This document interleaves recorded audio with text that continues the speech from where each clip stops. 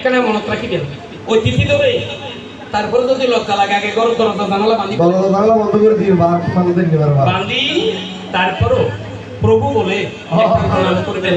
আপনার স্বামী ডাকাত হোক, আপনার স্বামী খুনি হোক, অন্তত ক্ষণিকের জন্য আপনার দিকে চেয়ে ভাববে জীবনের এতদিন গত হলো কোনোদিন আমাকে প্রভু ডাকলো, এতদিন পরে সেখানে আমাকে প্রভু বলে ডাকলো। প্রভু যখন ডেকেছে যদি মাথার উপর হাত দিয়ে একটু আশীর্বাদ করে দিয়েছে, আপনার স্থান হবে কোথায়? শাস্ত্রে লিখেছে, ওরে স্বর্গলোকী হবে, ওরে